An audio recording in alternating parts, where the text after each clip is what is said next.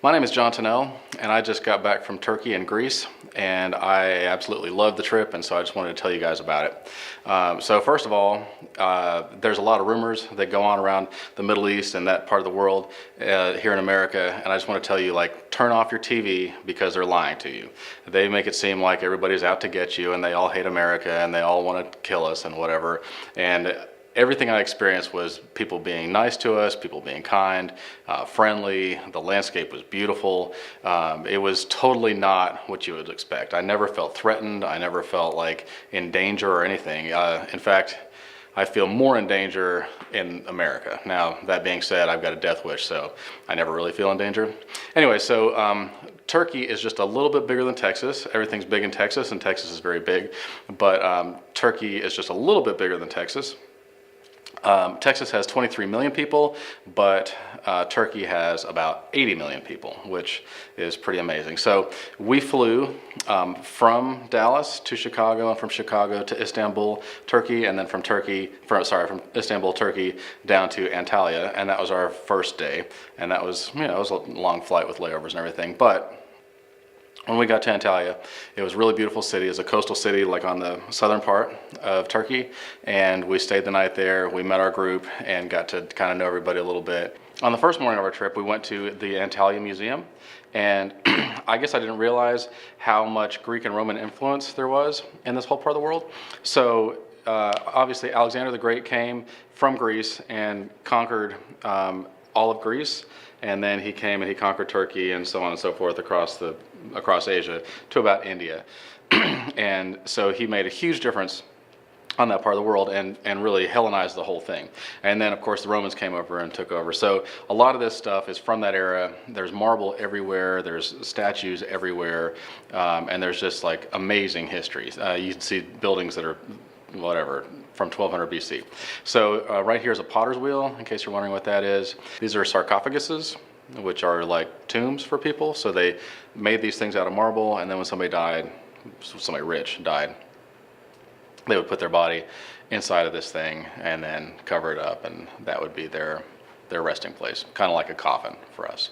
So the Antalya Museum was very interesting because it set the stage for the rest of the trip for us, and really let me know anyway, hey, by the way, this whole part of the world was under the Greek Empire and under the Roman Empire, and these have heavily influenced really everything that they've got. So that was very interesting. So after that same day, we went to a city called Pergamum.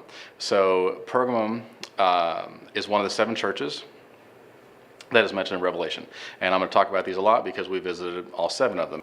So I'm sure if you've read Revelation, if you've read the Bible, then you're familiar with the names of these cities, but being able to be there in real life and see these cities really has changed the way that I'm reading the Bible now. Now, before you kind of stutter through and you mispronounce the names and you maybe don't know what in the world you're talking about, and you think, how does that apply to me? But now I've been there, and it's a totally different experience, because now I read this and I go, oh, that is a beautiful city. I know exactly what they're talking about. Right here you can see a hippodrome, and a hippodrome is like a big stadium, like a big oval, and they had gladiator games and sports and things like that. Probably some people died there. And then they had seats that went all the way around the whole thing. And most of these cities in that area had a hippodrome, had a temple, had an agora, had baths, like Greek and Roman baths, and then obviously Turkish baths as time passed on. Then we went from lunch to a place called Aspendos. And this is a huge theater. Now, there was theaters in every one of these cities that we went and visited, but this one is the best preserved theater. It had 15,000 seats, and you can tell that there's a place in the middle, like an orchestral pit, where they would have their entertainment and whatever, and kind of a stage area. They had this big back wall that on most of these places you can't see anymore because it's gone, and then all these seats, and they went up on a natural mountain and they built their seats up. And so we could stand up at the top and hear somebody talking at the bottom. If they used their outside voice and spoke to the back of the room, we could hear them up there. So they were really made for their acoustics. Now, if you look up here, you can see that there's amazing detail in the marble everywhere. So here you can see they had some columns that went up in there. Those columns are now gone. But then if you look up, you just see this, how much time did they spend on this? it was really, truly beautiful and breathtaking. And the details were everywhere. And keep in mind, they're doing this with like a hammer and chisel kind of a thing. They don't have 3D printers and, all the tools that we have today, routers and things like that. So Aspendos was a beautiful place, and it really kind of, once again, set the stage for this is what the theaters did look like, so that later on when we looked at other ones, we'd go, oh, now I see what you're talking about, and I can kind of envision what they actually looked like. One downside to Turkey and Greece is that their bathrooms, most of the time you had to pay. Their public bathrooms, you had to pay like 1 lira to go to the bathroom, and then they didn't have toilet seats, or they were just a hole in the ground like this. So thankfully, I missed out on a lot of that. Later on, we went to a place called Psidian Antioch, and so Paul came here, and he spoke in their synagogue, and he was well received in their synagogue because he preached the gospel of Jesus. So in case you don't know, Paul, he was a Jew, and he was very zealous, and he tried to kill Christians. He did kill Christians. He was there when the first Christian was martyred, and he aggressively went after Christians and killed them until he met Jesus on the road to Damascus, and then he really brought the New Testament. He wrote most of the New Testament. So nevertheless, Paul came to Pisidian Antioch, and he preached to them in their synagogue, and it was well received, but their popularity created jealousy with all the people, and so they were driven away from the region, which is unfortunate. So here you can see that there are grooves in the marble streets from the chariots. The chariots would run across these things back and forth on these streets. Obviously, these streets were perfectly smooth, or pretty smooth back in the day, and time has passed. It's been a couple thousand years now, and there have been earthquakes and disheveling and things like that. But you can tell that there were grooves in the streets from where the chariots went back and forth. So this is the seat of honor, and this is where whoever was important would sit at that seat, whoever the highest person up was politically, or the seat of honor. These red flowers are poppy flowers, which are everywhere because that is an industry in Turkey that they make narcotics for medical purposes. This is a pagan temple, and in the back of this pagan temple we found this dead snake. Then we went to the city of Colossae, and Colossae is not excavated at this point, but there's still a city underneath that. The book of Colossians was written to people in the city of Colossae. There's no record of Paul actually visiting Colossae, but he may have, because obviously he wrote the book of Colossians to them. It's got these cold water streams that come through that I think are from up in the mountains, and they're very cold and very refreshing. So Laodicea is one of the 7 churches that Jesus writes to in the book of Revelation. And it's interesting for several reasons. One, it's a real city, obviously, and we went there, and you can see pictures of it here. But also, these 7 cities represent 7 time frames, eras in the church history, and Laodicea is the last one, and the Laodicea represents probably the time that we're living in now in the last days. So this is what Jesus said to the city of Laodicea. He said, I know your deeds, that you're neither hot nor cold. I wish that you were either hot or cold, but because you're not, because you're lukewarm, I'm about to spit you out of my mouth. Which is a real lesson for us today, because a lot of people are lukewarm. They're not on fire for God, they're not cold, they're just like in the middle somewhere, but that is unsavory to God. God wants somebody that's sold out for him 100% of the time.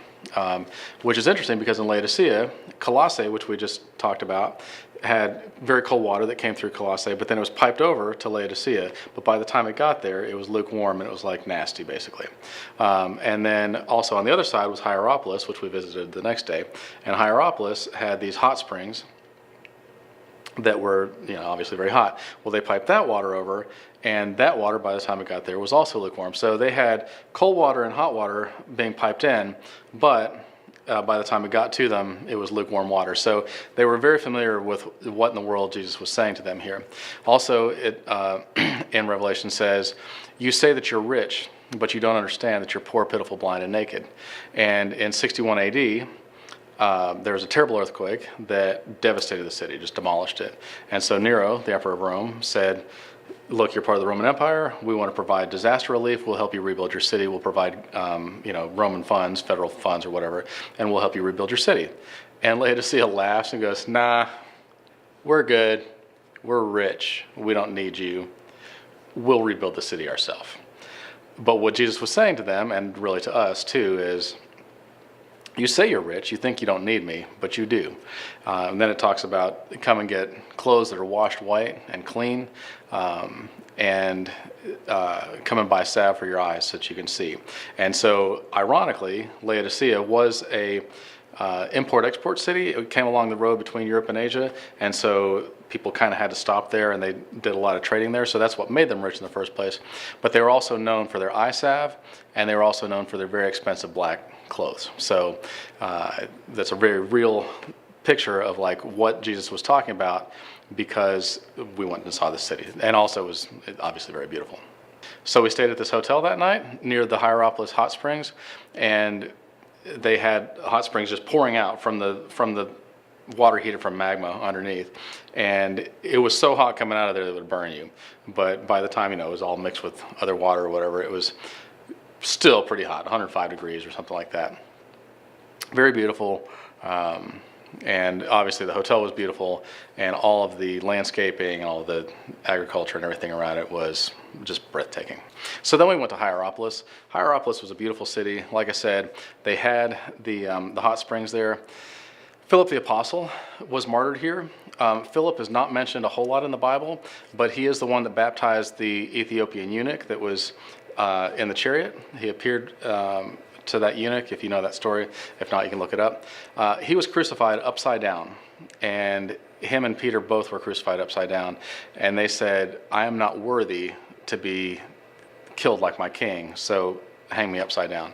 And I think he hung there for 3 days preaching from his cross the entire time. Repent and be saved, whatever. So that's pretty inspiring. So Hierapolis is close to Laodicea and also close to Colossae. So those are all three right there. Now in Hierapolis, there's this place called the Cotton Palace. I can't pronounce the name of it because I'm not very good at this stuff. But they had this water that's coming out, and still does all the time, and it's pretty warm, 95 to 212 degrees Fahrenheit, so some of it's boiling. And this on the side of the mountains is not snow, that's calcium bicarbonate deposits that are coming out from the water that's pouring out of this mountain. So it's been known for many years to have healing properties and is definitely very beautiful. Next, we went to Didyma. We had lunch there. There are stray cats and dogs all over the place, like I talked about already. This kid was playing a flute, and he was trying to get some money, and he did get some money. There was mulberries there. They're delicious. There's also fruit vendors there that just came. And they grow their fruit and vegetables, and they come over to market, and they're just like, you want to buy some of this stuff, and it's like fresh off the, right out of their place. So then we went to the Temple of Apollo, which was in the city of Didyma. And there's an oracle that was in this temple, and people would come from all over, and they would give large amounts of money to hear what the oracle had to say. And she had to go through this long ritual and fast for several days and get herself into a frenzy and then give you an answer, but it was usually a convoluted answer that was inaccurate and very vague, and nobody could ever actually see her. So these columns that you see were fluted columns. These things were 6 feet in diameter, they were 60 feet tall, and they took about 20,000 man work days to make these things, and it was estimated that each one of them cost about $1.8 million, and there was 122 columns in this one temple.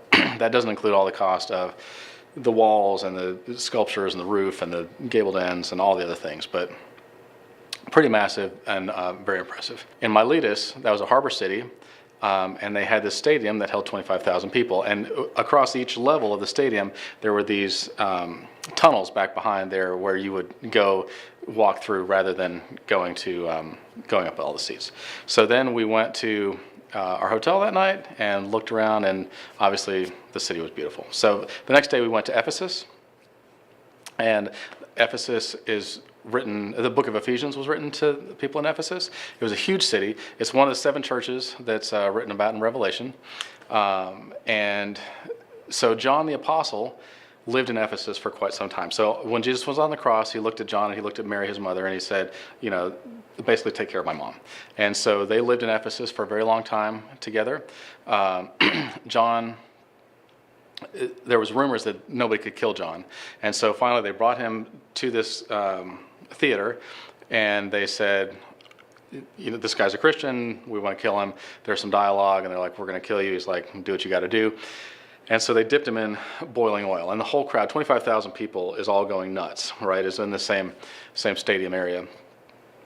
And the whole crowd is going nuts, and they put him in boiling oil. He has his hands raised up to heaven. He's praying. He's asking for their forgiveness, and he's singing songs. And several minutes later, he's still praying. He's still lifting his hands up to heaven, and he's still singing songs, but he's not dead. And the guy in charge gets pretty scared, and he says, quick, let's get him out of here. So they pulled him in because all the people, their minds started to change. They were like, these Christians are a bunch of idiots, and only poor people do this, and only rejects do this. But this guy is standing here boiling in oil, and he's not getting burned, and he's still alive. And so he was like, I can't have this because this is going to be a real problem. So he exiled him to the island of Patmos, and that is like off the southwestern tip of Greece, kind of. And he lived there for quite some time, and he wrote the book of Revelation on the island of Patmos. And then he came back to Ephesus, and while he was there, they said, this guy's a Christian, and they brought him before the people, the powers that be, and they were like, you're a Christian? He says, yes. They're like, we're going to have to kill you. He goes, I understand.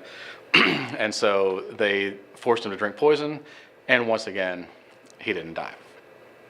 So there was just rumors that went on that, like, you can't kill this guy. Eventually, he did die of old age at 101 years old, but nobody's ever found his bones. So that's pretty interesting, and that happened right here in Ephesus. So these are the terrace houses. This was like 11 or 12 houses that were obviously very expensive kind of condo type things.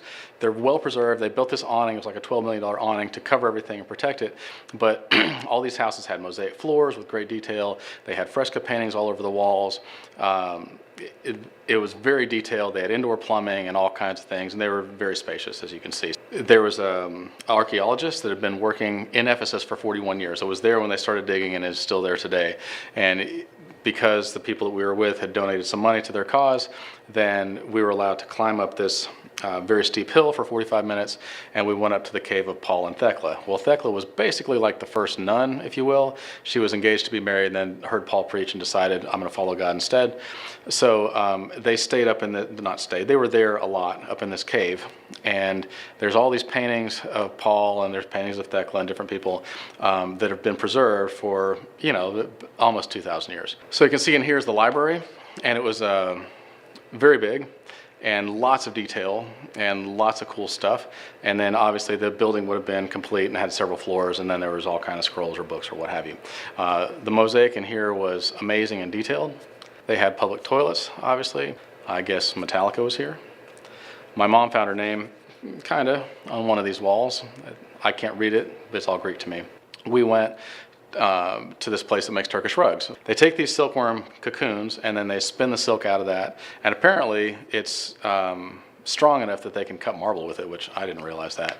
And then these girls spend like 8 months hand stitching all these things. Each one of these rugs on the silk ones is about 600 or 700 double knots that are all tied, hand tied, per inch.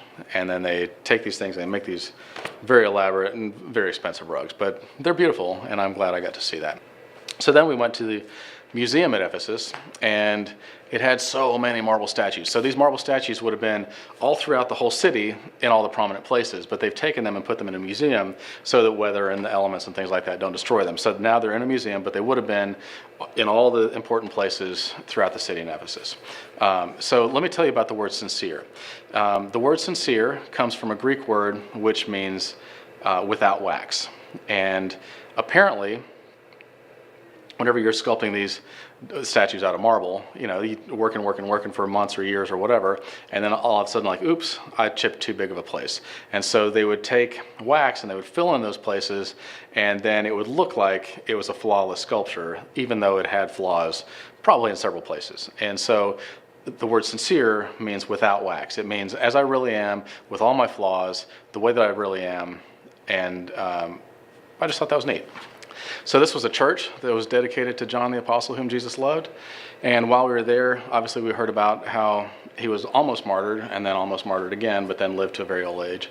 And how kind he was to everybody, that he was constantly going around preaching about Jesus' love. And even when he could barely move, they had to carry him around on a stretcher, he would still just reach out to people and be like, choose love, choose Jesus, choose God, repent. And, he was just a very kind, person, very gentle person, and he was referred to as a person that Jesus loved. So while we were there, the call to prayer came on for the Muslims, and that broadcast loudly so everybody, it's a Muslim country, so that everybody can come and pray however many times a day. And while that was happening, several people in the group started singing, and then everybody started singing, and then different people that were not from our group all came around, and then they all started singing, and it was really a special moment. So there's lots of wildlife everywhere, and these are storks, and this stork is feeding her baby. I just thought that was kind of neat. So next we went to the city of Smyrna. It's also one of the 7 churches that's in Revelation, and it comes from the word myrrh, which when Jesus was born, they brought gold, frankincense, and myrrh, and so myrrh was a sweet-smelling spice that they used to embalm corpses. So John, the apostle, discipled a person named Polycarp, and Polycarp was a Christian for most of his life, and they finally took him before the people, the proconsul, and they said, you know, you're a Christian? And he's like, yes. And so they kept on saying, just say that Caesar is Lord. You're a nice, kind, gentle man. We don't want to have to kill you. Just say Caesar's Lord. You don't even have to mean it. And he said, 86 years I've served Christ, and he never did me any wrong. How can I blaspheme my king who saved me? So Polycarp just told this guy Quadratus that while the proconsul's fire lasts a little while, the fires of judgment reserved for the ungodly cannot be quenched. So Polycarp concluded, but why do you delay? Come, do what you will. So soldiers then grabbed him, and they were going to nail him to a stake, and Polycarp stopped them and said, leave me as I am. For he who grants me to endure the fire will enable me also to remain on the pyre unmoved, without the security you desire from nails. So basically he said, I'm not moving. I'm not going to run. Just leave me here. You don't have to nail me. And they lit the fire, and he lived for several minutes. But finally they got tired of it, and they ran him through with a sword. And they said it didn't smell like burning flesh, but it smelled like bread being baked, or like incense, or silver or gold refined in a furnace. And when people recount his death, they said everyone remembered it. And he's even spoken of by the heathen in every place. So I thought that was pretty inspiring. So next we went to Sardis. It's also one of the 7 churches. So Sardis had this 5-acre bath, like a Turkish bath, Roman bath, and then this gymnasium. And as you can see, it was pretty good size. This was very important to those people at that time.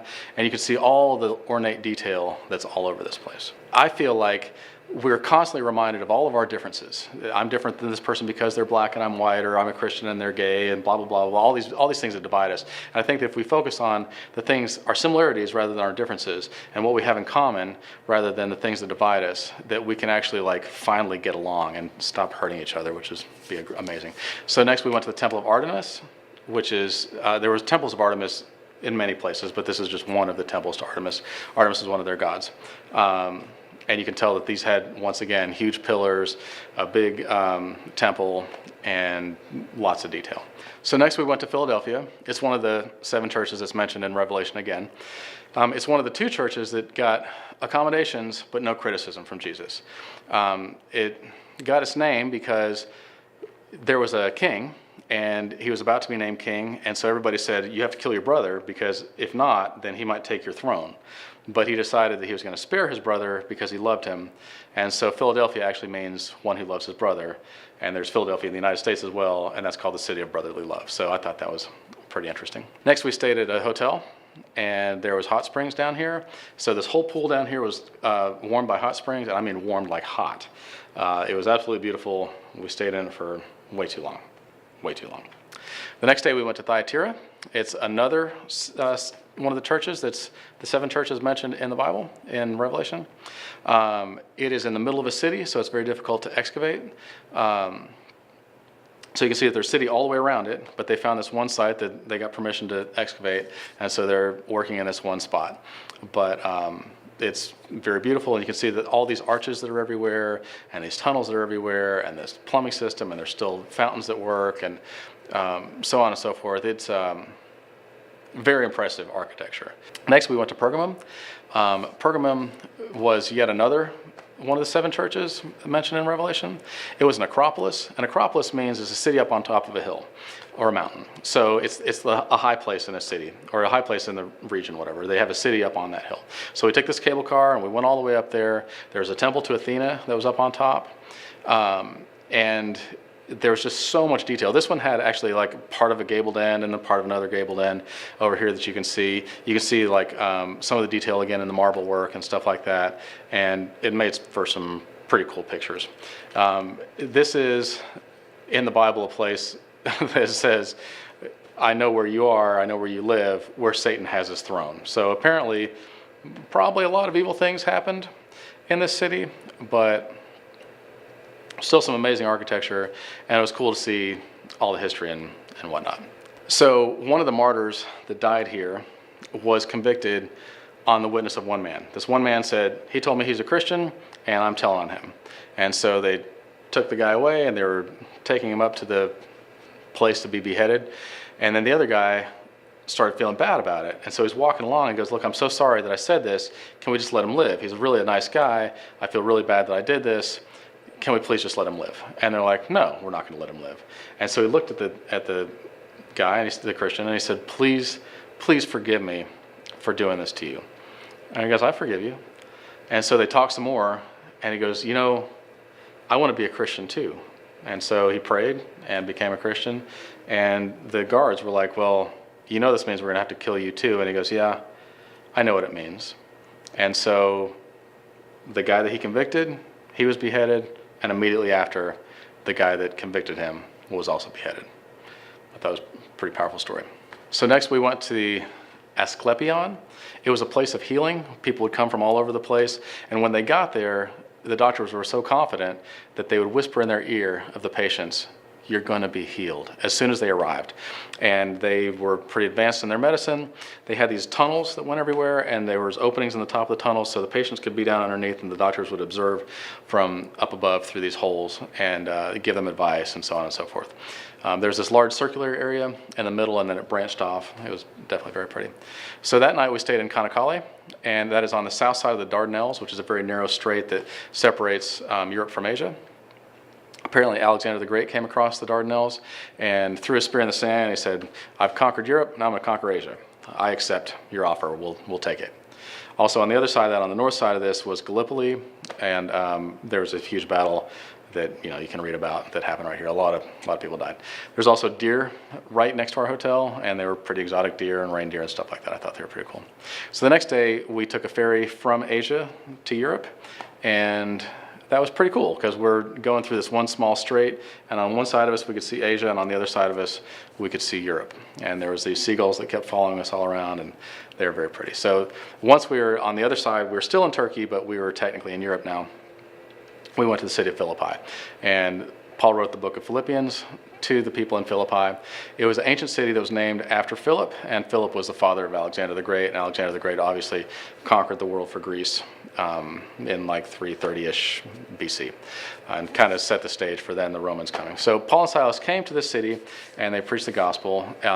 There was a girl that came up behind and started for days was saying, these guys are from God, these guys are from God, these guys are from God. And finally, Paul was so sick of it, he turned around and cast the demon out of the girl. Well, when that happened, everybody saw it, and now the people that owned the slave girl, they lost their livelihood. So they pressed charges on Paul and Silas. They put them in jail. Here's where they were in jail. And I guess that sign's been up for almost 2,000 years. And while they were in there, they were praying, they were singing songs to God, they were thanking God for the opportunity to be persecuted for his name. And a big earthquake happened, and it shook the doors open, and the chains fell off. So the guard thought that they had run away, and he was about to kill himself. And then Peter calls out, he says, no, don't kill yourself. We're still here. We're not running. We're not running from you. And so he came, and he got down on his knees. He said, how can I be saved? And so they told him, and then him and his whole house got saved, which is pretty amazing. So here's another agora. An agora is an open marketplace. The word agoraphobia comes from people who are afraid of open spaces, people who are afraid of being out in public. That's agoraphobia, and that comes from this word agora, which is where they would have their open markets. So around these markets, there would be all these shops, and these shops were called stoas, S-T-O-A-S, stoas. And people would hang out there in the stoas, and they would talk, and they would philosophize about life, and those people were called Stoics because they would hang out in stoas, which are like our stores today. So then we went by this river, and there's a baptismal area that is set up now to Lydia. So Lydia was a dealer in purple cloth, which was very expensive back in the day, and she was meeting by the river with some other people that feared God, and Paul came and preached to them, and Lydia and her whole house were saved, and they were baptized and became pretty influential in the early church. So they built this baptistry, this church here, and there's a lot of iconography everywhere. As you can see, it's very detailed, that really tells the story of Christianity in the early days. And then this map on the floor, this mosaic map on the floor, shows Paul's second missionary journey. And you can see that this is really the missionary journey that we're taking too. So all these cities along the way are the same cities that we've come to. So that night we went to Kavala, and we stayed the night there. There's a lot of graffiti all over the place. It's mostly political graffiti. And obviously there's dogs and cats that are all over the place. This is the first place that Paul set foot in Europe. So he got off a boat. At the time it was called Neapolis. Now it's called Kavala. And you can probably tell that the beaches are very rocky instead of sandy, and that's because there's no tides here. There's marble literally everywhere. So you can see this riprap that's like erosion control rocks that they just dump on the side of the embankment to keep the ground from eroding away. That's all marble. That's all just big pieces of marble. And then this is a small shrine that they have kind of all over the place, the Greek Orthodox people do. So next we went to Thessalonica. Now they call it Thessaloniki. Paul wrote 1st and 2nd Thessalonians to these people. It has over 1 million people in it today. Obviously we're in Greece at this point. And then they're trying to excavate the city, but there's a big thriving city around it, and so that's very difficult. But you can see right down here, there's the wall that goes all the way to the sea, and on the left side of that is the new city, and on the right side is the old ancient city that's obviously been rebuilt. And this right here is the first church that was built in here in like 800 AD or something like that. It's a harbor city, and there's literally marble everywhere. The curbs on the streets are made out of marble. The sidewalks are made out of marble. Like everything is made out of marble. There's this aqueduct that they built, and it's huge, so this brings water in, it pipes water in. And then this statue was somebody that's very influential in the land, but some graffiti artist has painted the fingernails green, and I thought that was interesting. So next we went to Berea, and the Bereans in the Bible were people that Paul preached to, and they listened to him, but then they went back and backed up what he said. They studied, they researched, they went through scripture, they discussed it, and they were very critical, and at the end of it they said, yep, what you're saying is true, but we didn't want to take your word for it, so we researched it for ourselves. There was a synagogue, this Jewish synagogue that was there, and there was only one Jew left. After all the persecutions, after all the Jews have been kicked out or fled or whatever, there's only one Jew left, and he doesn't have any faith. He straight up told us he doesn't believe what the Bible says, and it was really sad. And I think that there are probably a lot of people that probably go through the motions through their religion, but don't actually believe what it is, and that to me is very sad. While we were there, we saw a bunch of beautiful things, and we were looking for directions, and somebody goes, there's tourists in Berea? And we're like, yeah, there is. So next we went and we saw Mount Olympus. That's very beautiful. Then we went and saw Thermopylae, and this is where Leonidas defeated King Xerxes, or stood against King Xerxes, and that's like the movie 300. That's where that comes from, and we are Sparta. So next we went to Athens, and in Athens, this is up at the top of a hill. This is called Mars Hill, and people would come there, and they would discuss politics and all the important things of the day. It was very slippery. They had this hematite, this red rock up there everywhere. It was very steep, and it was very windy. Then there's this ancient theater in Athens, and this theater is still in use today. They still have events that happen there. At the top of that mountain, so just up the way, is the Parthenon. I'm sure you guys have heard of the Parthenon, and you probably know some of the history of that.